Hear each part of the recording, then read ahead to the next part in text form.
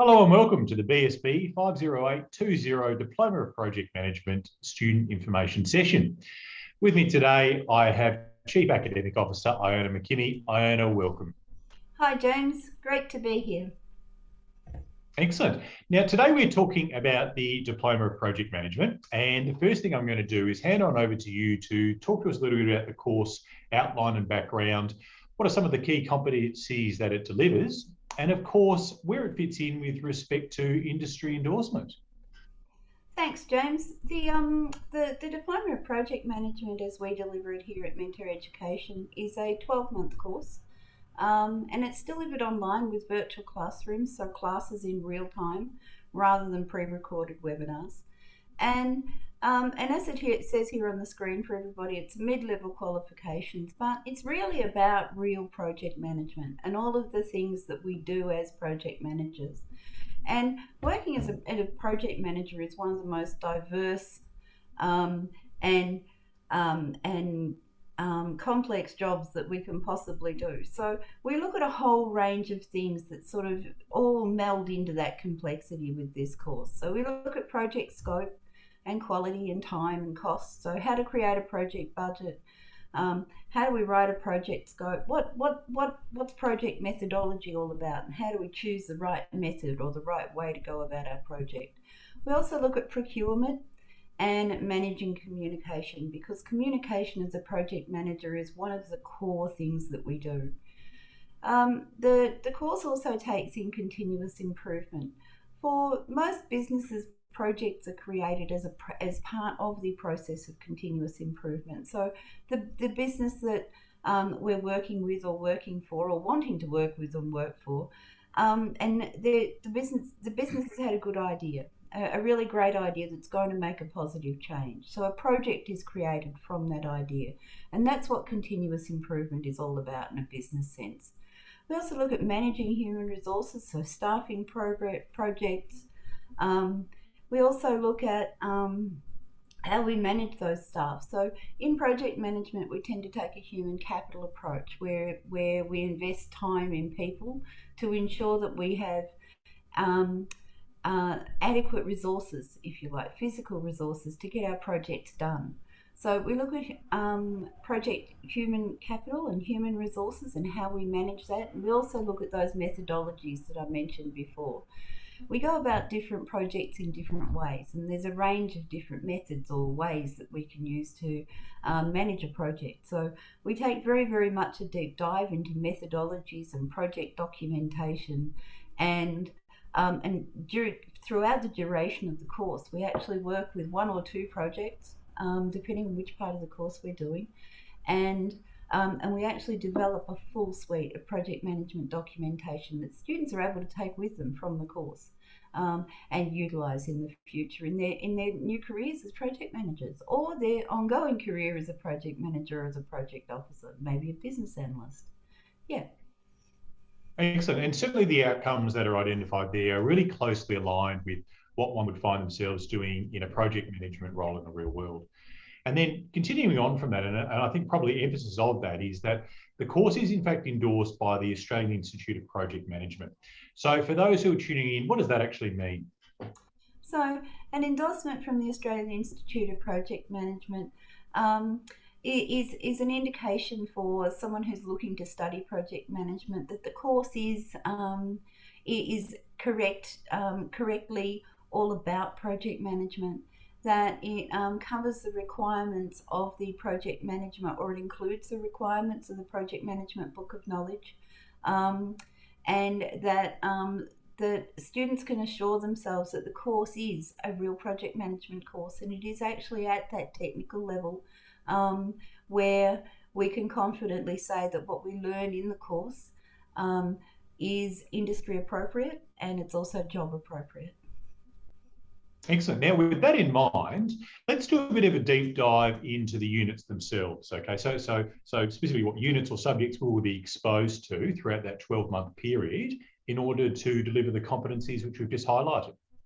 So the course is delivered, over 12 months, as I mentioned before. It is 100% online, so students have that flexibility. but it also includes topic tutorials and assessment and study skill support tutorials that occur twice weekly. So, excuse me, and students are able to access recordings of those sessions later on. The course itself is made up of 12 units, and excuse me, and as we can see here with the core units, the course introduces us to all of those aspects of project management that we do on a day-to-day basis as project managers. So we look at project scope, how to create a project scope. We look at timelines for projects and different types of project management information systems and software we might use. We also look at quality and budgets and project cost, managing the human capital, as I mentioned before, our information and communication, because maintaining our documentation and our record keeping in projects is incredibly important, as is audit, which happens regularly across a project quite often. And so we need to actually be able to manage that documentation. So we have all of our projects documentation in the right state for our project to be audited on either a monthly or a quarterly or maybe a half-yearly basis, depending on the timeline for the project. We look at risk and risk management and what risk really means.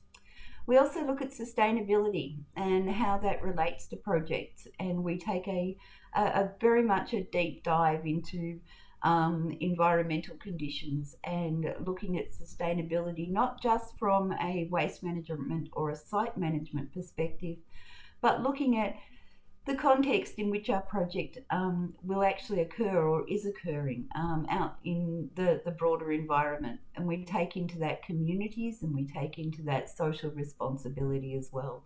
We also take a bit of a look at ourselves as project managers and how we're wanting to develop and maintain our currency, if you like, and our current industry knowledge. So we look at that in the unit BSB50820, Manage Personal and Professional Development. The other thing we do look at is continuous improvement, managing teams, and looking at organisational change and how it actually affects us. Thanks, and our projects, sorry. Yeah, no, that's all. Now, obviously, it's quite a comprehensive body of information and obviously skills and knowledge that's handed over. And in saying that, though, it is delivered over a 12-month period and the units are delivered sequentially. So essentially what we're saying there is that one unit is, of course, delivered after the other and so on and so forth, and then provides an opportunity for the knowledge to be built on. So I think rather than kind of looking at it and being a little bit overwhelmed and think, God, that's an awful lot of information for me to take in, it's delivered sequentially, isn't it, over a period of time? Yeah, most definitely. And we encourage students to actually choose a project that they're going to work with throughout the whole course. So one of the things about being a project manager is managing that project end to end. So you manage that project from the time somebody has that great idea as part of continuous improvement and organisational change, all the way through to project close off. So we work with the same project, and students can elect their own project, or there's case studies that students can draw on to create a project. Excuse me. So they're able to also apply the course to a project that they may be working on in their own workplace as well. So there's three good, real options there for students as far as the project's concerned. And then we literally work through all of the aspects of a project in a sequence, as you mentioned. So we end up studying, but also managing our own project end to end as we move through the course. Excellent. Now, with respect to the application of the course, and thought I'd just kind of provide a little bit of context into the broad and as I think vast number of industries and roles that a qualification in project management can apply to. And of course, it's not just exclusively project managers as well. I mean, we certainly see with our cohort of students and graduates coming through, that they could be business managers, general managers, heads of department, whatever it may be. But of course, there are those who are in a purely project management dedicated role. But they're, again, the wide variety of industries. So anything from business administration, education, as we can see there, advertising, retail, financial services, of course, is a big one. We've even had students come through with application of the project management in the construction and development space. So really, the skill set that you pick up throughout the qualification can really be applied to a myriad of roles and a myriad of industries. And in response to that, when we have a look at the sort of demand that we're seeing for individuals with skill sets, we can look at some of the employment statistics. Now, I've got some information up there that was drawn from SEEK within the last couple of months, and certainly with an average salary of 130,000, job growth of 6.22%, and satisfaction of 4.5 out of 5. But probably I think the one thing to focus on is the job growth.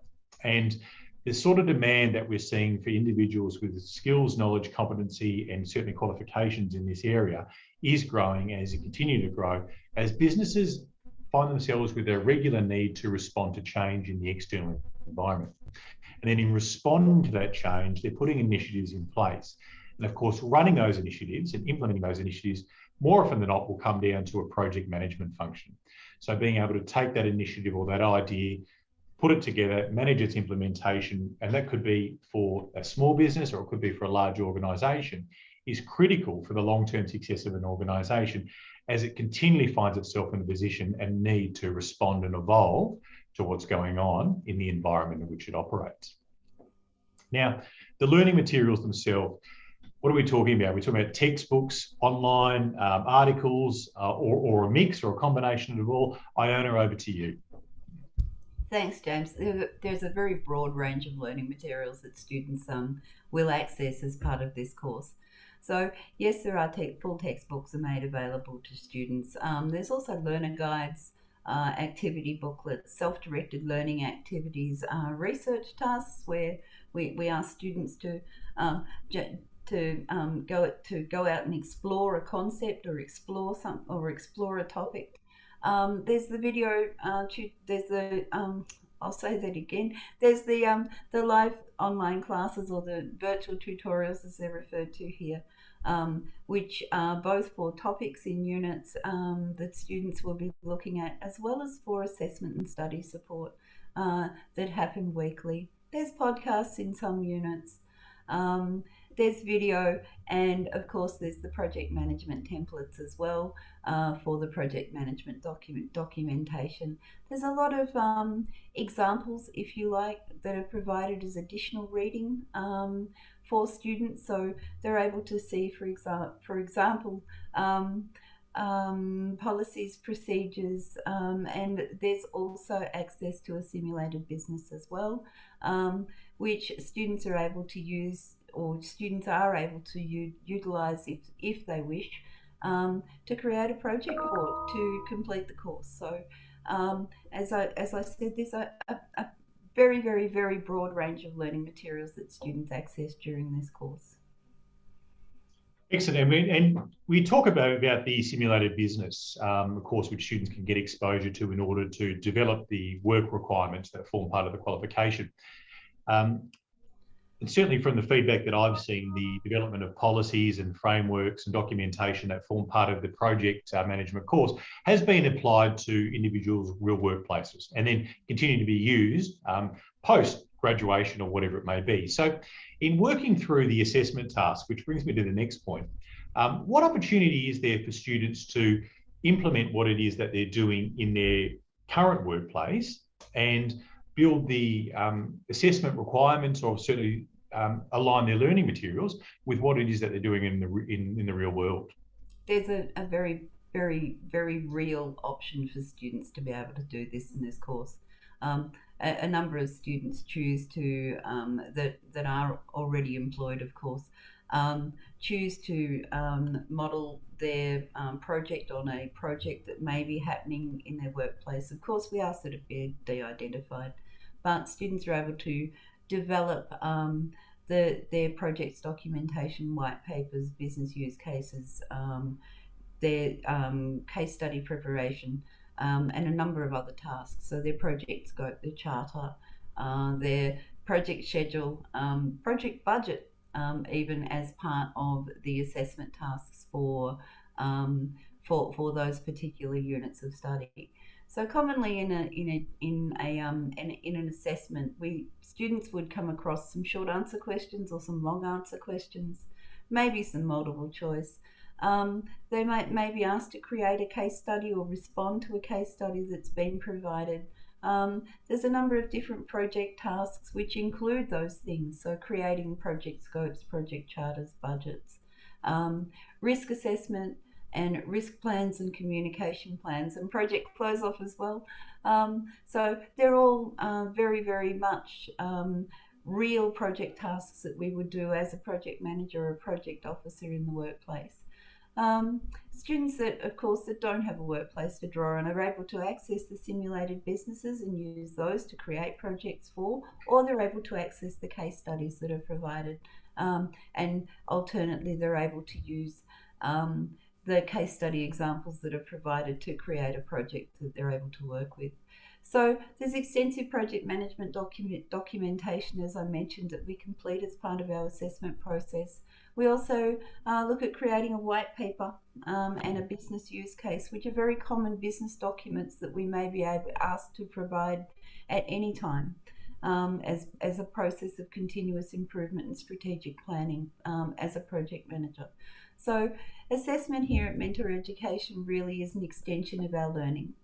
And it's where everything that we've been learning about comes together, and then students actually are able to bring all of the things that they've been learning about, say creating a project scope, into one place and actually create the scope.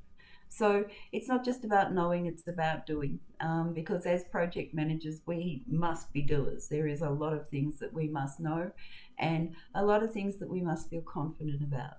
So the assessments are structured in such a way that the student takes themselves through the process of actually creating that documentation and gathering all of the knowledge that's required, or the data that's required, as part of their project management process. Excellent. Now, we're looking into accessing the learning materials and, of course, the assessments and being able to submit them and so on and so forth. It's all done through the online learning management system, or the LMS as we call it. So I thought what I'd do is talk a little bit about the online learning experience. What are some of the key requirements for students taking on this course to have in order to access anything and everything that they need to complete the course? Now, the first thing is you're going to need access to a laptop or desktop computer and a reasonably strong internet connection to support that as well. Now, using that, you access the learning management system through your internet browser. So that could be Chrome, Firefox, or your Mac equivalent, or whatever it is that you choose to do.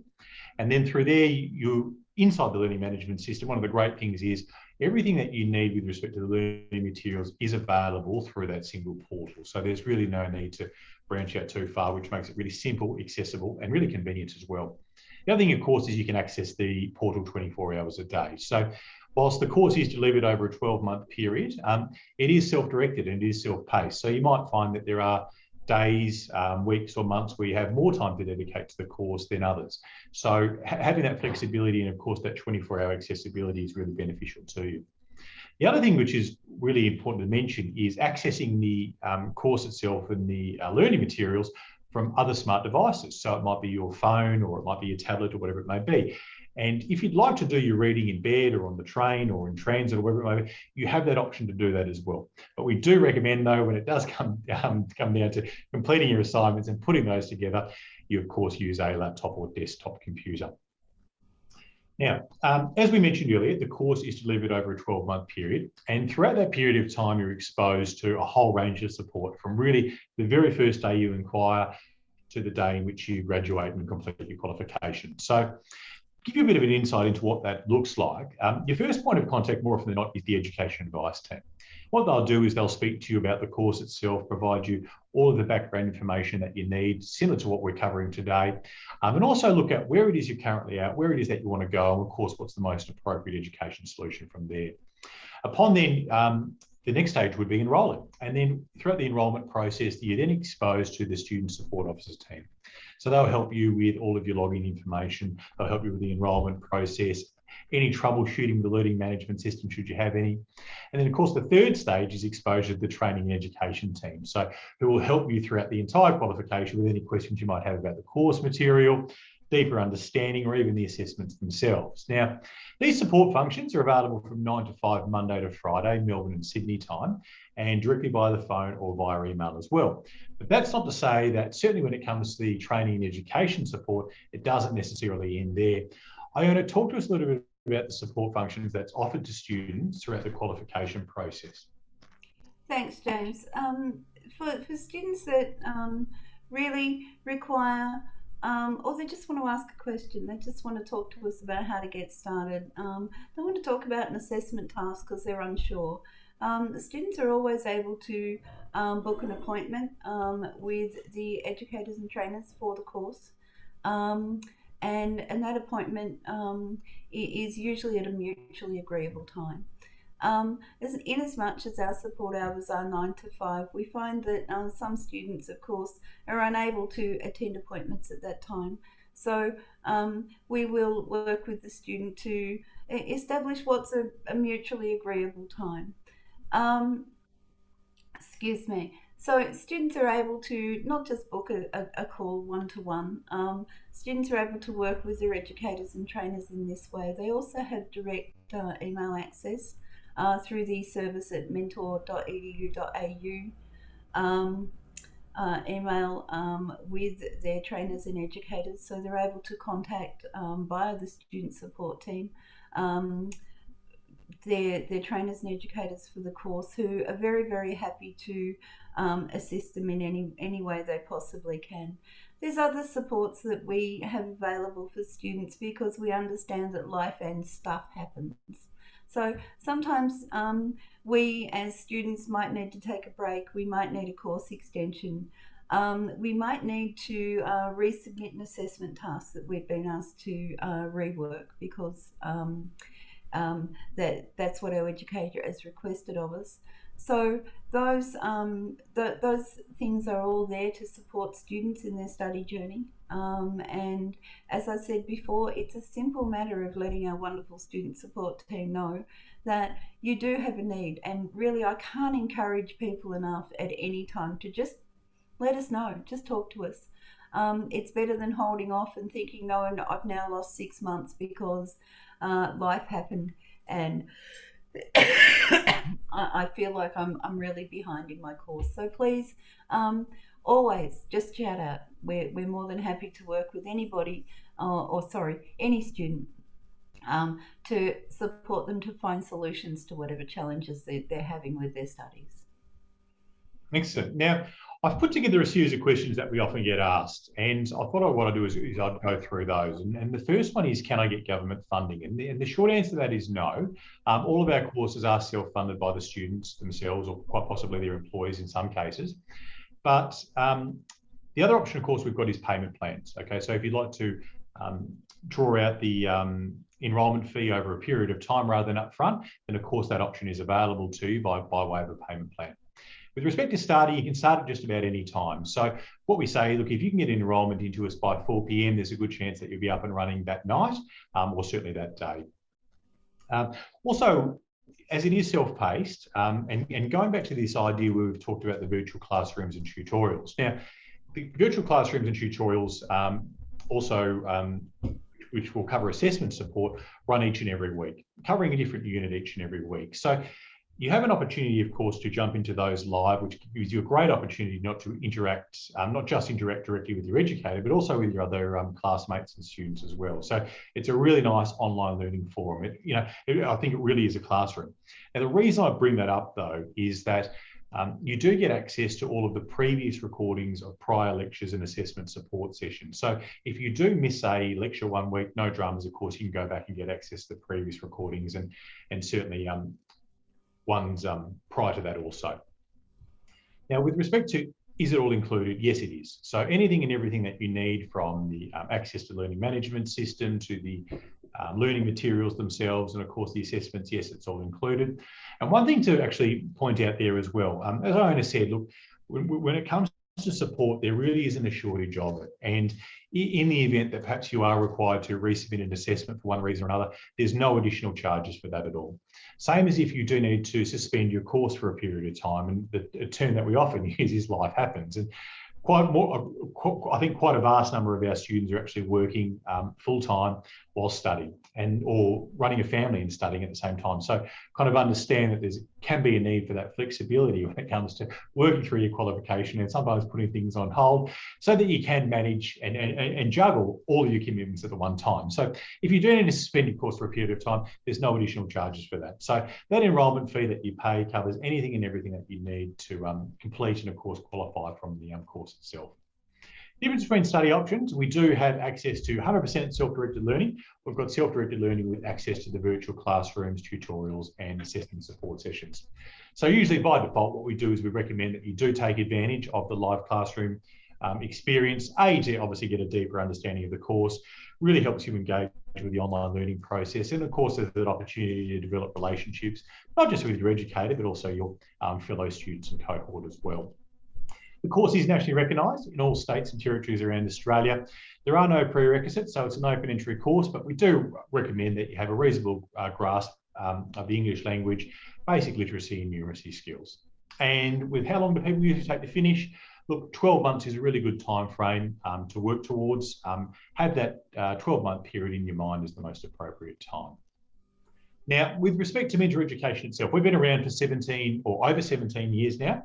We've been delivering online education throughout this entire period of time, specialising, of course, in financial services, business, accounting, project management, and now information technology. And we have some really, really, really good student outcomes. And I'm going to hand on over to you to talk to us about some of those. Thanks, James. I have to say this is something we're very proud of. This isn't what we say about our students. This is what our students say about us. So each year the National Centre for Vocational Education and Research undertakes a national survey of all students in Australia. And in 2020, this is what our students said about us. So 92% of our graduates from our courses were employed or enrolled in further study. 91.6% were satisfied with the overall quality of their training. And 90.2% of students were satisfied with assessments, which is a really high response rate for anybody regarding assessment. And 86.5% of our students would recommend us as their training provider. For us as an education and training institution, this type of feedback from our students is just amazing. It really just reflects our commitment to our students and their study and supporting people with their dreams and their aspirations, because that's what we like to do every day. So I'm very proud to present our student outcomes for 2020, James. Excellent. Now, finally, if you'd like more information or you'd like to enrol in the course, what's the best way to do it? So probably the simplest way is to head on over to the website, so mentor.edu.au, visit the BSB50820 Diploma of Project Management course page. There you'll be able to download a course guide. So it'll have anything and everything that we've talked about today, probably plus some more, including some detailed information on each of the units, what's involved with them, and a whole lot of bits and pieces like that. There's also an option to submit an inquiry. So you can actually leave your information there, and then one of the education advice team members will be able to get in contact with you. Otherwise, you can email us direct. So courseconsultant@mentor.edu.au, send an email identifying that you're interested in the Diploma of Project Management. They'll get back to you with a series of questions, and basically you can work from there as to what's going to be the most appropriate process for you with respect to this qualification moving forward. And otherwise, give us a call between 9 and 5, Monday to Friday, Melbourne and Sydney time on 1300 306 146. And if none of those three options work for you, we do, of course, have a live instant messaging chat function on the webpage as well. So you can actually chat live in real time with the education advice team members. And if you've got your smartphones handy, you can, of course, scan that QR code up there on the screen in front of you. and that will take you directly to the Diploma of Project Management course page, where you can get all the information which we talked about earlier. So that brings us to the end of today's session. Iona, thank you so much for your time. You're more than welcome, James, and I look forward to seeing everybody in my next tutorial for the Diploma of Project Management. Excellent. Yeah, look, thank you again to everybody who's tuned in. As always, take an opportunity to excite your potential, and we look forward to seeing you as students soon. See you later, everybody. Thanks, everyone.